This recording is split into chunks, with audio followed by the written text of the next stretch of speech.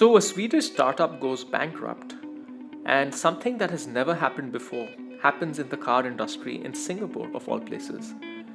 You've probably not even heard of either these two pieces of news, but when you look at it closely, you'll realize that this is a warning sign for what's coming for the big European car makers, and I would say in particular the big German car makers. Let's get right into it.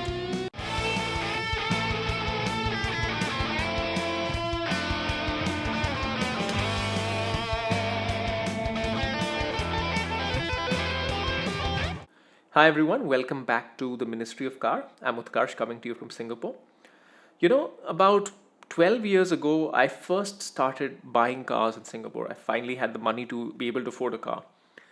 And do you want to guess which was the best selling car in Singapore at that point in time? Say back in 2012. It wasn't Toyota Corolla, it wasn't a Camry, it wasn't a Suzuki Swift or a Suzuki Alto. I'm just stating names of best-selling cars in other countries right now. It was, in fact, the BMW 5 Series. 5 Series. There are many reasons for this. Singapore, in general, has a very, very expensive car market, so people have to pay a huge amount of fixed cost anyway to buy a car. So I guess if people are paying a big amount of money to pay with, a lot of them would just pay a little bit more and get a premium car. Also, there is a very deep-rooted status in luxury brands in Singapore, right? I mean, you have seen the movie Crazy Rich Asians, which is of course a little bit of a of course it's not real life, but you get a little bit of a sense of the air of a country that is built on capitalism and getting ahead, and there's a lot of rich people here. So the BMW 5 Series shows Singapore's obsession with status, right? Because BMW is a luxury premium European brand. Now fast forward to 2024, my apologies. What do you think is the best selling car in Singapore in 2024?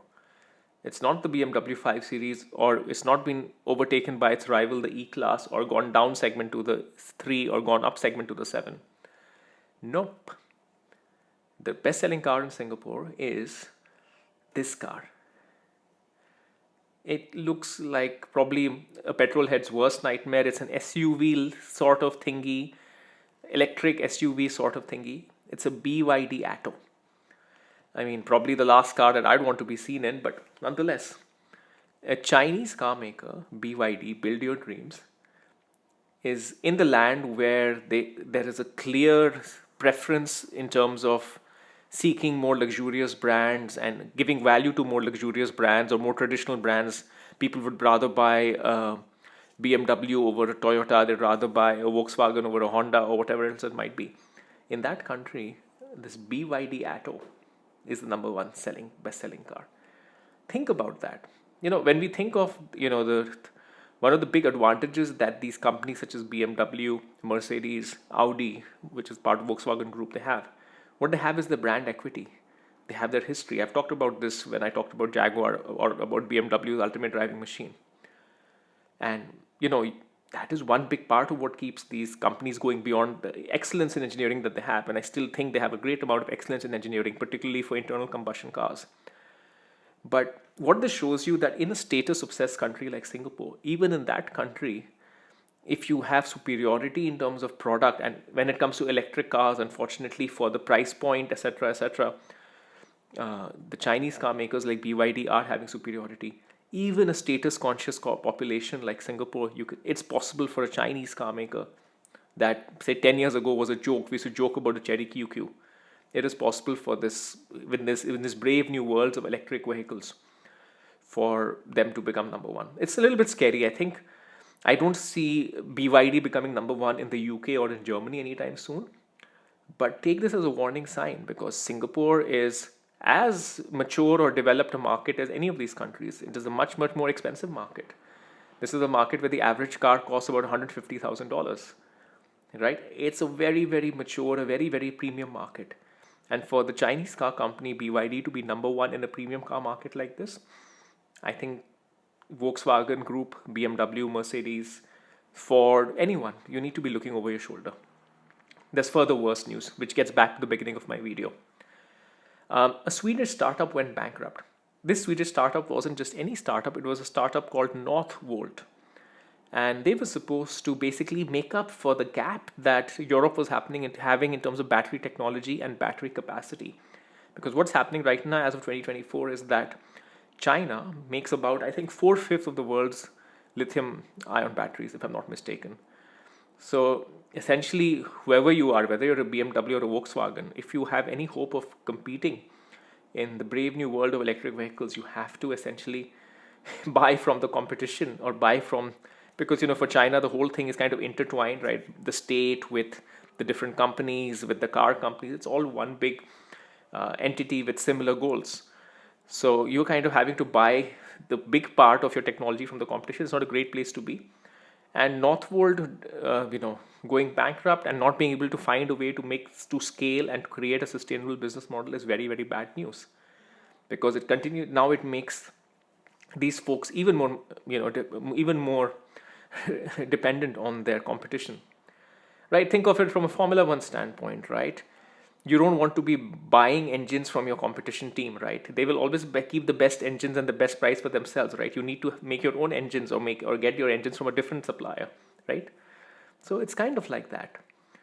The point of this video is to say that the traditional brands, and I think of the brands I am very, very fond of. I'm very big fond of the three German big brands, Volkswagen, Audi to be particular, BMW and Mercedes. They are in severe threat. They are in severe threat because consumer mindsets are already shifting. In fact, in Singapore, BYD is so confident that they even launched a luxury brand by BYD, much like how Toyota did Lexus. BYD are now doing this. What is this thing called? Denza. Hate the name. It's a Denza by BYD. This is their luxury brand, and it costs almost $300,000. I know Singapore is an expensive market, but think of it: a Chinese car going for almost $300,000. This is the brave new world, my friend.